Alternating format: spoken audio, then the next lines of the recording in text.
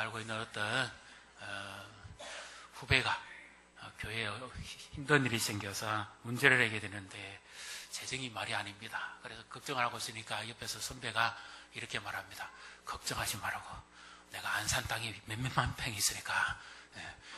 그래서 안산 땅 그러길래 안산에 대단한 땅이 있는가 보다. 그런데 알고 보니 그게 안산 땅이에요. 안산 땅입니다. 언젠가는 살 땅일는지는 모르지만 안산 땅입니다. 하나님이 우리에게도 아직까지 우리가 다 가지지 못한 땅을 약속하십니다. 이게 온유한 자에게 주시는 복, 땅을 유업으로 주시겠다, 또는 땅을 기업으로 주시겠다, 그렇게 말씀하십니다. 그래서 그러면 이 말씀에 참된 진리가 뭔지, 그리고 어떻게 하면 정말 주님이 말씀하신 것처럼 이와 같은 땅을 우리가 받을 수 있을까 하는 것이 문제지요. 그래서 오늘 주님께서 우리에게 그 온유한 심령으로 찾아오셔서 우리의 심령을 두드릴 때 우리가 그 말씀 앞에 아멘하고, 그리고 그 주님을 맞아들이고 그 주님의 말씀대로 따라감으로써 이 온유한 땅을 유업으로 받으시는 복된 예배가 되시기를 주님의 이름으로 축복합니다. 적자생존의 사이에서 강한 자가 이기죠. 앞서간 사람들은 기업의 총수도 그렇고 모든 대부분 사람들은 다 그 외모가 강합니다. 그리고 성격이 굉장히 강합니다. 강한 자만이 이길 수 있기 때문입니다. 그래서 누구나 다 성공하기 원하고 앞서기 원하는데 그런 사람들의 기질은 보면 대부분 남다른 카리스마가 있습니다. 강한 면이 있고 아주 독특한 면이 있습니다. 사람이 온순하다고 해서 나쁠 건 없지만 어쩌면 현대사회에 있어서 오늘 예수님이 말씀하신 것처럼 온유한 자는 복이 있다 그러는데 사실은 이 온유한 자가 과연 복이 있느냐 하는 것입니다. 성격이 유약하고 온순하면 사람들에게 인정은 받을지 모르지만 과연 그가 하는 일이 과연 추진력이 있고 결단력 있게 잘 이루어질까 염려스럽지 않을 수가 없습니다. 그렇지 않습니다. 남자의 상징은 강함이고 여자의 상징은 부드러움이죠. 그런데 부부지간에 다툴 때는 둘 다 사자가 됩니다. 남들에게는 그렇게 잘해줘도 부부지간에 싸울 때는 양이 없어요. 다 사자입니다. 표하듯이 달라들듯이 싸우는 사자가 됩니다. 그 부드러움은 어디로 가버렸고, 그 착함은 어디로 가버렸고, 순진함은 어디로 가버렸는지 다 사라져버립니다. 사람이 성격이 하루아침에 고쳐지지 않지요. 그래서 늘 부부싸움은 칼로 물베기로 하지만 끝내 보면 성격 차이라고 이야기하지 않습니까? 과연 하나님께서 사람을 만드셨을 때 그런 성격 차이로 하나님이 사람을 만드셨는가 하는 겁니다. 다들 성격 차이 그러는데 하나님은 처음에 사람을 만들었을 때 하나님 보시기에 정말 좋고 아름답게 만드셨지요. 심히 기쁘시다 했지 않습니까? 그리고 돕는 배필, 그러니까 뭔가 부족하니까 도와야 된다, 그런 의미인데 그게 아니고 남자와 여자를 각각 다른 개체로 만들 때 조화를 이루도록 만든 겁니다. 똑같습니다. 권리나 모든 면에 있어서 동등합니다. 그런데 싸울 때는 양보가 없어요. 똑같습니다. 왜 그렇습니까? 가까이 지낼수록 마음에 사인이 많아서 그렇습니다. 그래서 심리학에서는 차가운 분노라 그러죠. 뜨거운 눈물은 사람을 포용하고 감사주고 감동을 줍니다. 그런데 차가운 분노는 자기도 어렵게 하고 다른 사람들도 힘들게 만듭니다. 저는 들은 짓입니다. 부부싸움 하면 대부분 어떻게 하지요? 감정적인 싸움을 하잖아요. 그런데 지성인들은요, 그렇게 싸우지 않습니다. 지성인들은 아주 냉정하게 싸웁니다. 그렇기 때문에 그 싸움이 굉장히 오래 갑니다.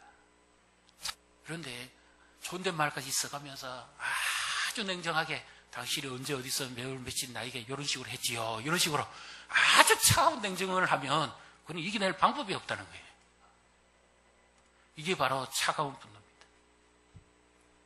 용서가 안 되는 거예요. 아주 냉정합니다. 세월이 지나가면 다 잊었겠지? 아닙니다. 잊혀지지 않습니다. 용서가 안 되니까 평안이 없지요. 공동체 안에서도 마찬가지입니다. 주로 조직이라고 하는 기업이나 군사회나 일반 직장회사의 조직이 서로 배치로 잘한다고 생각하지만 거기에는 진정한 기쁨도 없고 사랑도 별로 없습니다. 그래서 늘 약한 자는 마음에 차가운 분노가 일어납니다. 이것이 그 공동체를 해치고 엉망으로 만드는 거죠. 그 약한 자는 늘 손해를 봅니다. 빼앗깁니다. 근데 예수님 당시에도 강한 자는 로마의 그 강한 힘을 믿고 살았고, 그리고 권력층이라고 하는 지도층이라고 하는 그 종교 지도자들이 가지고 있는 힘입니다. 그런데 예수님이 왜 온유한 자가 복이 있다 이렇게 말씀을 하십니까? 온유한 자는 다 빼앗겨 버리는 겁니다. 땅을 어떻게 기어버려도 온유한 자는 다 빼앗기죠. 힘이 없는데. 그렇지 않습니까? 성경에도 보면 자기 두 아들을 힘이 없으니까 남편이 갑자기 하나님 부름받아간 선지생인데 가정을 이루기 위해서 어쩔 수 없이 그 두 아들을 남의 집에 종살이로 보내야 되는 그런 형편에 처한 가정도 있지 않습니까? 힘이 없으니까. 지금 우리 성도님들의 고민은 뭡니까? 마음이 힘든 부분은 어떤 부분입니까? 그럼 오늘 주님이 정말 우리에게 말씀하시고자 하는 것은 어떤 말씀일까요? 우리 5장 5절을 우리 다시 한번 같이 읽도록 하겠습니다. 온유한 자는 복이 있나니 저희가 땅을 기업으로 받을 것이며. 자, 그렇다면 여기서 예수님이 말씀하신 온유는 우리가 성경을 읽을 때 한 단어에만 집중하면 안 됩니다. 앞, 뒤, 전후, 문맥, 그리고 그 장에서, 그리고 그 마태복음에서, 그리고 신약성경 전체에서, 그리고 신구약 전체에서 과연 무엇을 의미하는가 하는 것을 동질성을 찾아야 됩니다.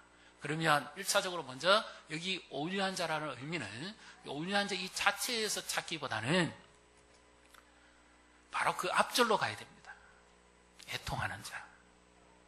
그리고 애통하는 자, 그것을 발견하기 위해서는 심령이 가난한 자로 가야 됩니다. 심령이 가난한 자는 절대적으로 하나님을 의지하는 자입니다. 가진 것이 없고요. 힘이 없기 때문에. 그래서 철저하게 마치 거지처럼 하나님께 붙어서 전적으로 의지하는 것을 말하는 거고요. 그렇게 심령이 가난해진 그 사람, 예수님 앞에 나오는 그 사람을 주님이 애통하게 합니다. 왜? 자기 죄를 발견하고 자기를 돌이키고 회개하게 하고 결단하게 하기 때문이죠. 그래서 애통하는 자는 위로를 받습니다. 주님이 가까이 해주시고 주님의 위로가 있고 도우심이 있고 그 눈물과 기도를 기억하시는 줄로 믿습니다. 한 주간 주님 앞에 눈물 흘리고 애통하고 자복하고 기도했던 것을 주님이 들으시고 응답하신 줄로 믿습니다. 자, 그래서 애통한 심령은 그 다음에는 어떤 심령으로 갈까요? 굳은 심령으로 갈까요? 부드러운 심령으로 갈까요? 네, 온유하고 부드러운. 그래서 예수님 말씀하신 나는 마음이 온유하고 겸손하니. 그래서 온유는 성격상의 온유한 온순함이 아니고 이 체질상의 또 연약함이 아니라 영혼적인 온유함입니다. 여기서 왜 예수님이 온유한 자가 복이 있다느냐 하는 이것을 그 당시 종교 지도자들이나 이런 사람들은 어디에는 가장 강할까요? 그들은 율법을 집행하는 데 있어서는 누구보다 강한 자가 됩니다. 죄인을 향해서는 일절 자비가 없습니다. 그래서 그들은 강한 자입니다. 그러나 죄인은 아무런 힘이 없습니다. 죄인은 철저하게 약해질 수밖에 없습니다. 누구든지 이 사람이 자기 죄가 들춰지기 시작하면 그때부터는 한없이 약해지는 겁니다. 부부지간도 그렇잖아요. 비상금만 발견되어서도 그렇지 않습니까? 다 뺏기고 고개를 숙이지 않습니다. 근데 죄가 발견되어지면 어떻게 되겠습니까?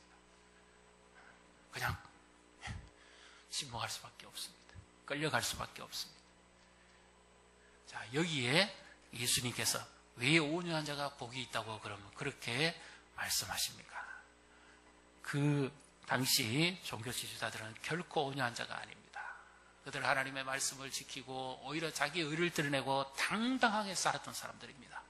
그렇기 때문에 율법을 어기고 불순종하고 산 사람은 가차없이 율법대로 집행을 합니다. 한 예를 들어서 요한복음 8장에 보면 현장에서 가늠하다가 잡혀온 여인이 있습니다.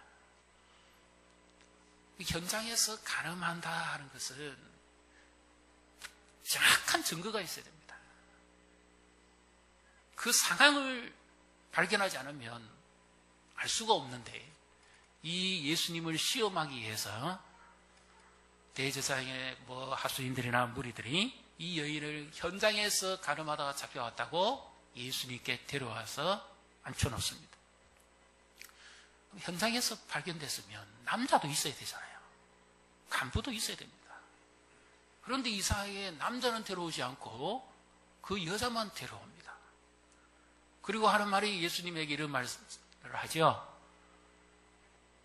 모세는 이런 죄를 지은 사람을 즉각 처분, 율법에 의하면 돌에 맞아서 죽도록 해라. 그렇게 가르쳤는데, 선생이여, 당신은 우리에게 어떻게 가르치겠습니까? 이것은 예수님께 몰라서 묻는 것이 아니라 예수님을 시험하고 넘어뜨리기 위해서 질문한 거죠. 만약에 예수님이 그냥 죄 없으니까 불쌍히 봐줘라 이러면 예수님이 율법을 어기는 사람으로 오히려 죄인 취급하면서 그 자리에서 돌멩이 세례를 그 여인이 받는 게 아니라 예수님이 받습니다. 그 다음에 예수님이 평상시 늘 천국의 말씀을 전하시면서 그렇게 자상하고 인자하고 자비를 베푸셨는데, 이 여인에 대해서 그러면 모세가 시킨 대로 해라. 그렇게 하면 예수님의 가르침이나 인격이 오해를 받습니다. 아, 저도 무자비한 분이구나. 저도 똑같은 사람이구나. 이렇게 또 신랄할 수가 있는 거죠. 그래서 예수님이 이러지도 저러지도 못하시면서 예수님이 내리신 결단이 있습니다. 뭡니까? 예루살렘 바닥에 손으로 글을 쓰시면서 일어나서 하신 말씀이, 너희 중에 누구든지 죄 없는 자가 먼저 돌로 쳐라. 그러니까 군중들이 다 얼어붙었습니다. 돌멩이 들고 있는 사람이. 그 다음에 또 한 번 예수님이 허리를 굽혀서 글을 한번 쓰시고는 그 글자를 보여줍니다. 그러니까 모든 사람들이 다 도망갑니다. 그리고는 예수님이 여인에게 이렇게 말씀하시죠. 너를 정죄하던 자가 어디 있느냐? 나도 너를 정죄하지 아니하노니 여인이여, 다시는 이와 같은 죄를 범하지 말라. 예수님이 이 여인이 죄 안 졌다고 하신 것도 아니었다 그 말입니다. 다시는 이와 같은 죄를 짓지 마라. 그리고 평안을 향해서 가라. 축복을 해주시죠. 자, 여기서 예수님이 그 서기관들이나 바리새인들처럼 형을 집행하지 아니하신 것, 죄인을 향해서는 한없이 자비를 베풀고 죄에 대해서는 단호하게 대기적하는 바로 이 태도가 온유함입니다. 그래서 예수님이 온유한 자는 복이 있다 하는 이 말씀을 그 당시 제자들이나 무리들이나 이런 사람들이 봤을 때는 다 약자고 다 부족한 사람들입니다. 그러면 왜 예수님이 온유한 자 복이 됐느냐? 여기에 온유란 성격이나 기질이나 체질적임이나 어떤 캐릭터를 말하는 것이 아니라 심령이, 영혼이 하나님의 말씀으로 녹아내리는 사람, 그 말씀을 받아들이는 사람은 온유한 사람이고, 이 말씀을 받아들이지 않고 자기 의에 빠져 사는 종교 지도자 같은 사람은 온유하지 못한 교만한 사람이라는 뜻입니다. 그래서 우리는 하나님이 내게 말씀하시는 것을 받아들이는, 내 심령이 오늘도 하나님이 내게 말씀하신 것을 받아들이고 그 말씀대로 살 때 주님은 우리를 온유한 자라고 하십니다. 믿습니까? 그래서 주님은 성격을 보고, 예를 들어서 우리가 그렇잖아요. 성격이 강하고 좀 거칠면 천국에 못 갑니까? 그럼 예수님이 성격 온순한 사람은 다 천국에 보내고 성격이 강한 사람은 안 보내주시나요? 그건 아니죠. 천국은 성격으로 가는 게 아니죠. 기질로 가는 게 아니죠. 천국은 어떻게 갑니까? 오직 믿음으로 갑니다. 그리고 온유한 사람은 그 말씀을 믿음으로 가는 거죠. 그래서 그 말씀을 듣고 이 복음의 말씀을 받아들이고 그렇게 산 너희는 복이 있다. 그렇게 지금 예수님이 말씀하시는 거죠. 그 현장에서 잡혀온 가늠하다 온 여인, 그 여인의 죄를 누가 해결해 줄 수 있느냐 말이죠. 예수님이 바로 자신이 십자가에 달리실 때 발가벗김을 당합니다.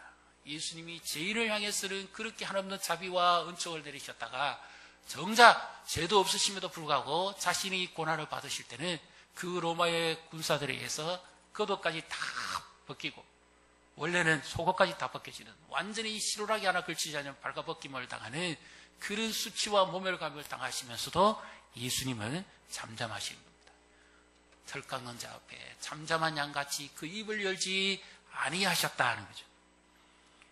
바로 이것이 예수님이 보여주신 그 온유함이 있었기 때문에 우리는 죄를 지었음에도 불구하고 하나님 앞에 자비를 구해서 죄 용서함을 받고 그리고 우리의 심령이 한없이 말씀으로 녹아내리고 부드러워져서 그 주님의 말씀을 믿고 살아가는 열매 맺는 자들이 되는 줄로 믿습니다.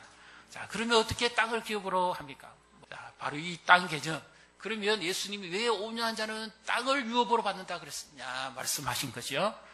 유업으로 받는다, 기업으로 받는다, 상속이다 같은 의미입니다. 그러면 구약 성경에서 이 땅은 무엇을 상징할까요? 하나님이 아브라함과 약속을 맺지요. 내가 너와 너의 후손들에게 이 땅을 줄 것이다. 하나님이 약속을 합니다. 그리고 아브라함이 믿음대로 그 가나안 땅에 도착했을 때 하나님이 그를 어렵게 여기시고 인정을 하지요. 그 다음에 하나님이 모세에게도 말씀합니다. 어떻게 해요? 너희가 가나안 땅에 들어갈 때에 반드시 지켜야 될 게 있습니다. 뭐지요? 율법이죠. 싸우러 치우치지 말고 내가 기록한 대로 지켜 행하라. 그리하면 네가 형통하게 될 것이다. 그리하면 네가 평탄하게 될 것이다. 여기서 아주 중요한 말씀을 하나님이 모세에게도 여호수아에게도 합니다. 그들이 땅을 얻는 것은 그들이 싸워서 전쟁에서 얻는 것이 아니라는 겁니다. 그들이 가나안 땅에 군사를 일으켜서 싸워서 얻는 것이 결코 아니었습니다. 여리고성의 전투를 한번 보십시오. 누가 싸우지요? 그들은 싸우지 않습니다. 누가 싸웁니까? 하나님이 싸웁니다. 가나안 땅은 이스라엘 백성들이 싸워서 이길 군대가 아니에요. 그러나 너희들이 정말 가장 중요하게 싸워야 될 한 가지가 있다. 그거는 뭐냐? 이 율법책을 내 입에서 떠나지 말게 하고 그것을 지켜 행하라. 모세 때에도 계속해서 지켰던 것처럼 이것을 지금도 지켜 행하면 여호수아 너와 네 백성들은 내가 모세에게 함께 했던 것처럼 함께 해줄 것이고 또 모세에게 약속했던 것처럼 이 땅은 이미 너희에게 주었다는 겁니다. 그러면 그 땅을 어떻게 얻습니까? 말씀을 믿고 순종하면 그 땅이 얻어지는 거죠. 믿습니까? 그러면 오늘 우리에게 있어서도 이 땅은 예수님이 말씀하신 이 땅은 1차적인 의미에 있어서는 천국이라고 볼 수가 있고요. 그 다음에 우리가 천국 갈 때까지 우리의 삶 속에서 얻어지는 하나님의 은총의 선물로 볼 수도 있습니다. 그래서 우리는 어떻게 복이 있는 자가 됩니까? 우리가 세상 사람들에 비해서 탁월함이 많아서 무엇을 얻는 것이 아니라 하나님이 약속하시고 지금도 우리에게 준행하기를 원하시는 것은 뭡니까? 말씀을 지켜 행하라는 겁니다. 그리하면 이 말씀이 너희에게 복이 되어서 하나님이 약속하신 은총, 땅을 하나님이 주시겠다는 말씀이죠.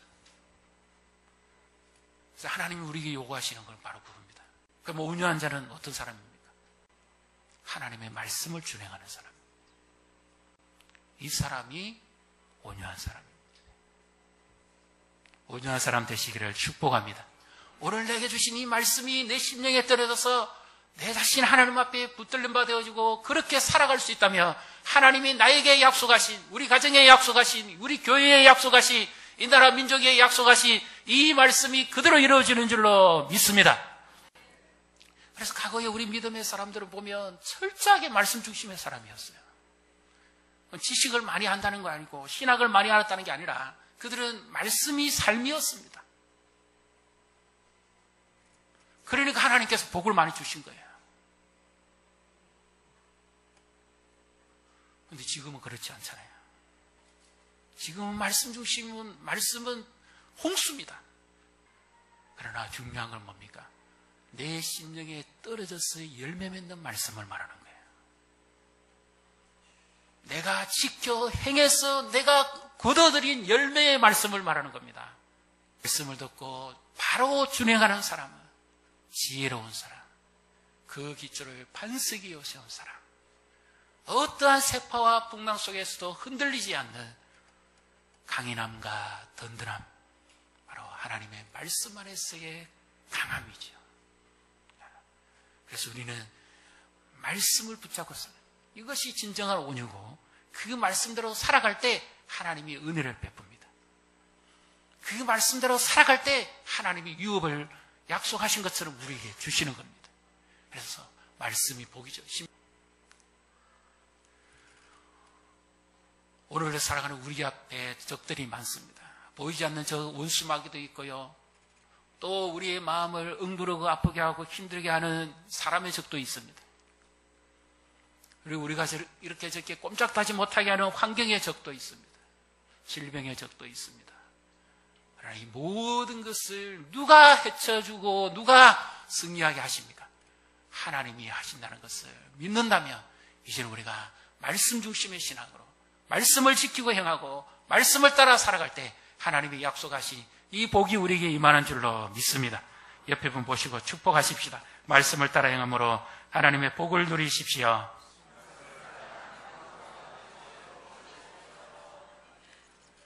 그렇습니다. 하나님은 말씀과 함께 하십니다. 그 말씀을 사랑한 자를 하나님도 사랑합니다. 그래서 우리가 온유에 대해서 사람을 잘못 판단하면 안 됩니다. 공동체 안에서나 기관 안에서나 우리가 셀 모임을 많이 하시는데 말씀을 나누고 그 말씀과 함께 기도할 때 우리 심령이 부드러워지고요. 심령이 가난해지고 애통한 심령이 되고 긍휼을 얻게 되어지고 그리고 온유한 사람이 되어서 하나님이 약속하신 이 복을 누리시기를 축복합니다. 우리가 요즘 열왕기하를 계속해서 말씀을 새벽마다 나눕니다. 근데 이 유다 땅에도 선한 왕들이 있었지만 의외로 후반기에 갈수록 악한 왕들이 많습니다. 우상 숭배하는 왕들이 많습니다. 그러나 어제와 오늘 우리가 나왔던 본문을 보면 요시야라는 왕이 나옵니다. 8살의 왕이 오릅니다. 왕이 올라서 하나님 보시기에 정직하게 행합니다. 다윗의 길을 따르고 좌우로 치우치지 않습니다. 오직 하나님 말씀대로만 행합니다.